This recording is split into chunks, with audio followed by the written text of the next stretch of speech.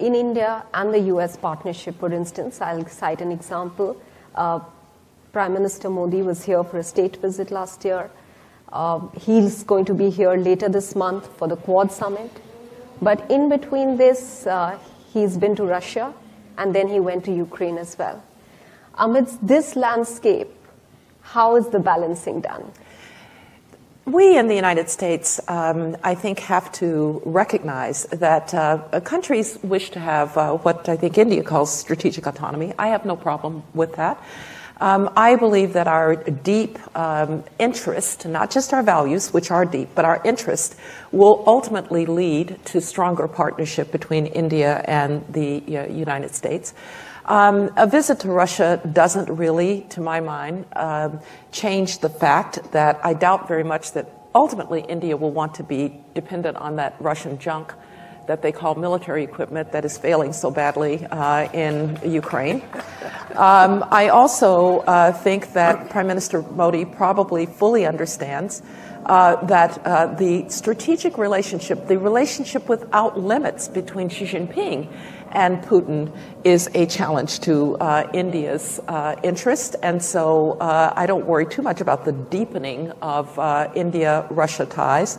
There's a history there. And this is something that I think we here in the United States can do more about. One of the reasons that India continues to have the defense relationship with Russia that it does is because we've been slow in the United States, in the Pentagon, to fully leverage the opportunity with India because we have a number of constraints still in terms of end user and so forth. And so we have work to do in the United States to make sure that India can fully leverage the defense relationship. But if I look at joint exercises going all the way back to when I was National Security Advisor in the humanitarian response to the tsunami, between India, Japan, the United States, and Australia, I think you see the possibilities there. So there's work to do on both sides. But I don't worry too much about the India-Russia relationship. And maybe we here in the United States can get a little bit away from loyalty tests every 5 minutes about who's meeting with whom. John Chambers, on the same trend of defense, the defense minister, Indian Defense Minister Rajnath Singh was here in America about 2 weeks ago. Yes. And the two sides signed two important agreements, one of them being SOSA, where there can be on priority exchange of defense equipment. It's non-binding, but is this a way of weaning India away from Russia? And then how do you also see the play of technology? Because there is a lot of talk about interoperability of equipment, of military defense systems, and also technology playing a critical role in defense. Now, it's not an old world where traditional weapons were what was used. All right, so 4 questions that I saw. In terms of the sequence, I think it's important this audience focus on the 90% issues that are driven in the relationship, which are all positive. We're going to change the world together. We're going to cure cancer together.